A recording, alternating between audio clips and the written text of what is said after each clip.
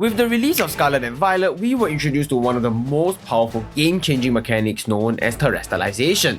Accompanying that release was an incredible move known as Tera Blast. Today, I want to delve in and figure out with you guys, should Tera Blast be banned? Tera Blast is an 80 base power special normal type move that has no unique effect on the Pokemon that is not terrestrialized. However, when terrestrialized, it gains the following unique effects. Tera Blast type becomes the same as the Tera type. It is unaffected by moves and abilities that changes its type. 2. If the user's attack stat is higher than its special attack stat, Tera Blast becomes a physical move when terrestrialized, otherwise it remains a special move. 3. If the user has terrestrialized into the Stellar type, it deals super effective damage against terrestrialized targets and neutral damage against all other targets. Moreover, its base power is 100 instead of 80, and it lowers the user's attack and special attack stats by 1 stage. You might have clicked into this video thinking I'd be discussing about the impacts of Stellar type on Tera Blast. Stellar type Tera Blast is very powerful since it can be used in tandem with strong contrary users like Enamorous and Superior. However, as Stellar type has zero defensive purpose and is very rarely used outside of the mentioned mons, I will not be discussing Stellar Tera Blast much in this video. Prior to Gen 8, we used to have access to a move known as Hidden Power. For those of you who are new to Pokemon, Hidden Power would become a different type and base power depending on what individual values the Pokemon had. If you thought aiming for a 0 speed IV on your Trick Room in DD was difficult, back in my day, I get to say that because I'm old, back in my day, players had to breed for a specific IV combination in order to get a coverage move that was just 70 base power. This should be a telltale sign that coverage moves are extremely important in the metagame and vital to a Pokemon's ability to perform. The ability to alter Hidden Power's type to match what a Pokemon lacked was an incredible feat altogether. Many metagame warping threads back in the day ran Hidden Power to ensure that they weren't just hard stopped by certain walls despite the negative downside. One prominent example to this was Hidden Power Fire Latios back in Gen 6. This example stands out because Latios had no concrete way of dealing with Pokemons like Scizor and Ferrothorn, and they were able to set up in the face of Latios if it didn't carry Hidden Power Fire. However, carrying Hidden Power Fire had a certain downside because it meant that it would lose the speed tie against opposing Latios in Gen 6 who did not carry Hidden Power Fire. This is because Hidden Power Fire required Latios to have 30 IVs in speed, which meant that it would lose in the speed war against an opposing Latios.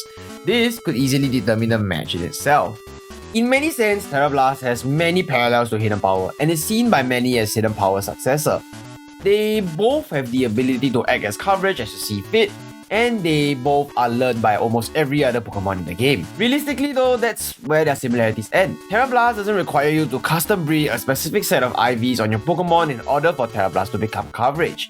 This simplifies its usage dramatically compared to Hidden Power. However, Hidden Power has a significant level of consistency that Tera Blast doesn't have because Tera Blast requires you to commit to the Tera and it requires you to have a certain set of conditions active before it's live. There are many pros and cons to using Tera Blast as a coverage option in a similar manner as to how Hidden Power was used in the past. One extremely large upside to using Tera Blast is that it actually gains the 1.5 times same type attack bonus, which means its base power of 80 is actually boosted to 120. As long as you're terrestrialized, of course. This is an impressive base power for a move that essentially every Pokemon outside of a few can learn that acts as a very strong coverage move. For example, moves like Earthquake and Close Combats have similar power levels and are considered to be the industry's best move for coverage. This has allowed a lot of mons to muscle past their would-be counters at the cost of committing to a Tera. The fact that it becomes a physical move if the user has a higher attack stat or becomes a special move if the user has a higher special attack stat means that it is way more splashable than Hidden Power ever was. Landorus Therian back in the day would run things like Hidden Power Ice as coverage against other opposing Landorus Ts, and Garchomps of course. But as the move scaled off special attack, the output was abysmally low, but the coverage and ability to hit those mons for 4 times effectiveness was too much to ignore. Now, let's look at the cons. The opportunity cost to properly utilize Tera Blast is extremely high, as it mandates that the user Tera Blast as that's the only way Tera Blast will become a coverage move. If the Pokemon doesn't Tera Blast, Tera Blast remains as a special normal type move with 80 base power, and that can really end up being a problem as it is a worthless move slot for many Tera Blast users. This is an extremely problematic situation since Pokemon that are considering Tera Blast as an option already either have coverage issues or move slot insufficiencies, so the risk of running Tera Blast is significantly higher than running other coverage move or support move of choice. And point number 3, it encourages matchup fishing in the current metagame. This is less of a problem of Tera Blast acting as a coverage move, but more so due to the high power nature of Tera Blast and its flexibility. One can argue that Hidden Power can do the exact same thing, just like how Keldeo in Gen 5 used to carry Hidden Power Bug to cover Celebi instead of HP Ice to cover Dragons. However, Tera Blast's ability to remain relatively unscouted even when it's in the middle of the game is what truly makes it strong.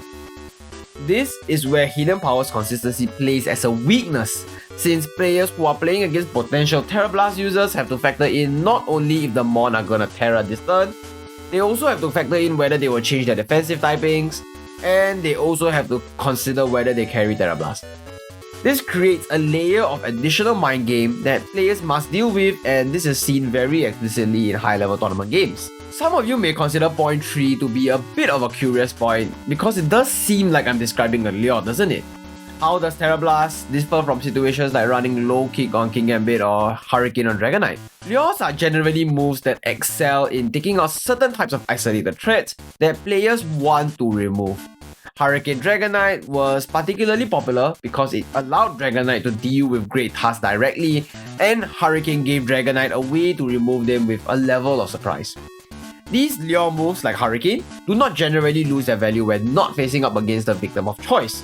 Let's say Dragonite faces off against Ogerpon Wellspring or even Landorus T. Hurricane still has some value to use. That's not so much the same for Tera Blast.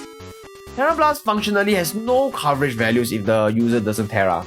It remains as a base 80, special, normal type move, and this issue is further exacerbated if you're running it on a physically offensive mon like King Gambit, for example. A popular set that was run Scarlet and Violet was Tera Fire King Gambit with Tera Blast Fire. So if you choose to Tera Blast something else outside of King Gambit, the Tera Blast is rendered useless. This is the crucial difference between a move that lures and a move that fishes for ideal matchups. In a metagame where we are already oversaturated with powerful mons, moves that encourages matchup fishing detracts the value of skill in the gameplay. Well, I know you might be thinking, hey bro, what kind of skill is there in Pokemon? It's just RNG and crits, bro. That doesn't mean that we should just leave the metagame to overrun with broken threats. That is why it is important for us to evaluate Tera Blast and its impact on the metagame. Players advocating for a ban on terrestrialization argue that it disrupts game balance by allowing users to unpredictably alter matchups at their own discretion. Similarly, Tera Blast is argued to have a comparable effect, though it can be anticipated and countered to some extent. However, there are some notable differences in how Tera Blast users and non-Tera Blast users approach terrestrialization. Non-Tera Blast Pokemon generally chooses the Tera type that either complements their defensive profile, provides a general advantage, enhances their bulk, or buys them an extra turn to make progress. These choices are predictable to some degree and can be maneuvered around given the game state. One great example can be seen here. As we can see on this turn, Lily's Garganical wants to snowball the advantage it already had so that there is a very good chance it will Tera this turn into something that can generally resist Golden Gold's dual offensive typings. Electric or Water are both very common choices on Garganical here. Trosco, of course, anticipates this and goes for the middle ground play of setting up Nasty Plot while scouting for Lily's next play. This forces Lily in between a rock and a hard play since now they have burned their Tera for a very non-impactful play, which reduces the impact of whatever that's coming up next. Trosco quickly takes advantage of this next turn by going for Tera Fairy to reduce the impact of the upcoming Sulk here, as well as forcing Lily to make a decision of sacking someone. As we can see, because Garganical doesn't require the use of Tera Blast to perform well, its Tera type can easily be sniffed out by an experienced player. However, Tera Blast users stand out in a significant way. When selecting Tera Blast as a coverage move, everything and anything is an option. Seriously, everything is an option. Many Pokemon use Tera Blast for optimal coverage or to enhance their offensive profile while also gaining defensive benefits. Think about it. If you wanted to cover Langasterian, you can just run Tera Blast Ice. If you wanted to cover Scissor, you can just run Tera Blast Fire. If you wanted to cover King Gambit, you can just run Tera Blast Fighting, Golden Gold, Tera Blast Dark. The list goes on. Regardless of the reason, the element of surprise is highly valued, allowing the user to target and eliminate specific threats. Ideally, Tera should enhance both offense and defense, but its versatility influences the choice of Tera types, creating more variation in how Pokemon utilizes the mechanic. This variability can make the game much more matchup oriented, highlighting Tera Blast's substantial impact on strategic decision making. The unpredictability of Tera Blast can lead to a more dynamic and less stale gameplay, as more players must constantly adapt to their strategies. Fundamentally, this creates frustration and a sense of imbalance, as it can be challenging to prepare for every possible Tera type a Pokemon might use.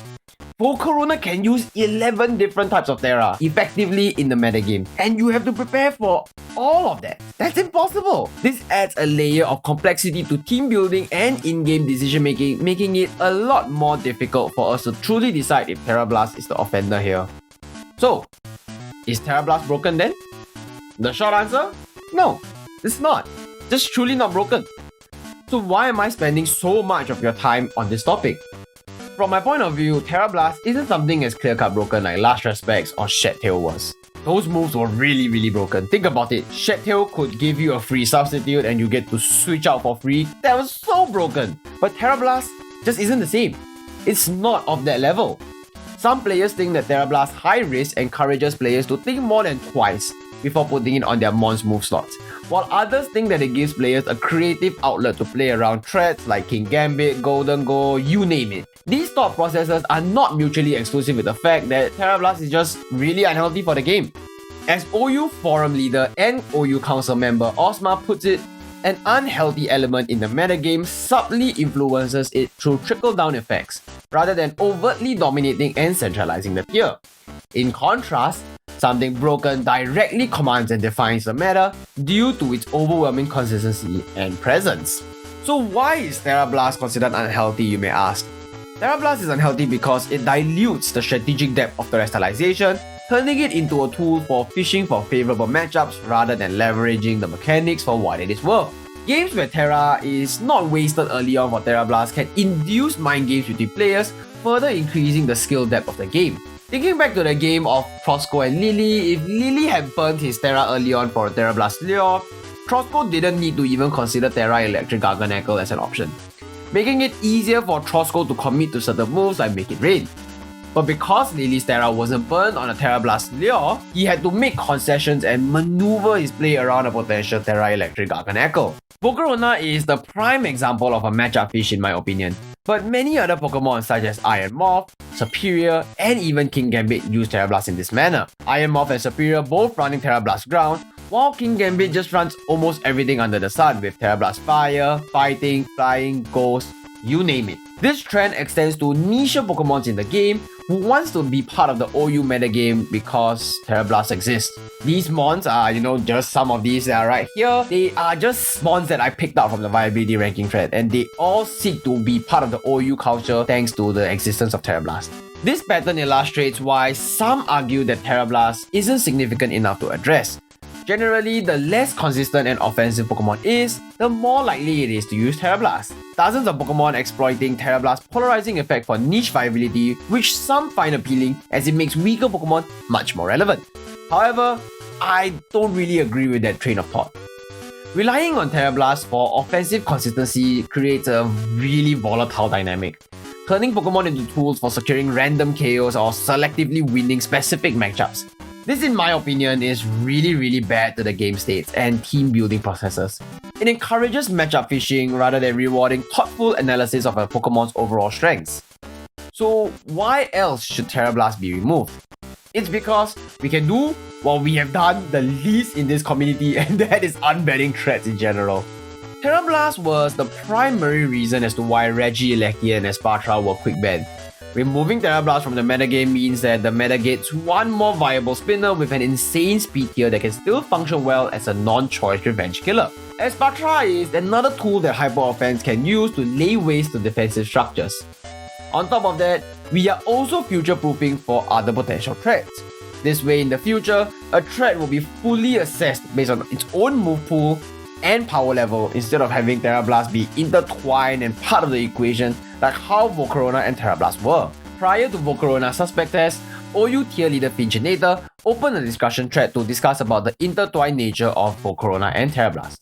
With Tera Blast out of the picture, such considerations wouldn't even be needed since there isn't any other such move introduced as of this video with such an effect on a Pokemon. In fact, I would argue that Volcarona would probably have stayed in the tier if Tera Blast was banned.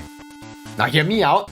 This is because I feel that Volcarona was a very strong powerhouse, but it had sufficient defensive measures and sufficient plays that can be formulated around it.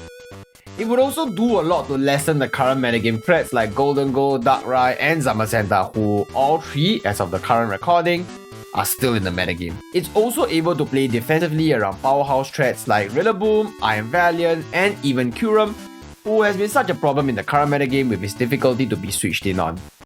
With Tera Blast hypothetically out of the metagame, this would effectively allow for Tera to function as it was intended to, focus for the qualities that allows it to pivot around matchups, but in a way that does not change the flow of the game in favor of the fastest Tera player. Removing Tera Blast means Tera as a mechanic can be used in-game for its positive qualities, and players are able to work with the limitations of a Pokemon in a way that is far more reasonable to respond to and plan for in team building, instead of aggressively matchup fishing that actually does take away control from the victim. So, what have we learned? In summary, Tera Blast introduces a significant and unfortunately unhealthy dynamic to the metagame. It oversimplifies the strategic depth of the Terastallization and encourages a style of play focused on fishing for favorable matchups rather than capitalizing on Tera for what it's designed for. While not outright broken like moves such as Last Respect or Shed Tail, the impact that Tera Blast has on the game's balance is substantial, creating an environment where the consistency of niche offensive Pokemon is often reliant on this move to turn the match entirely on its head. By removing Tera Blast from the metagame, we would not only address these unhealthy dynamics, but also open the door for reconsidering previously banned Pokemon such as Regieleki and Espatra. This change would bring back viable options for teams and ensure that future threats are evaluated based on their inherent merits and not because they have some really ungodly synergy with Tera Blast. Ultimately, the goal is to maintain a balanced and engaging competitive environment. The removal of Tera Blast would allow Terastallization to be utilized in a manner that aligns with its intended design, providing strategic flexibility without overwhelming the game's balance. This shift would encourage more thoughtful play and a healthier metagame, preserving the integrity and enjoyment of competitive battles. So what do you guys think about Tera Blast?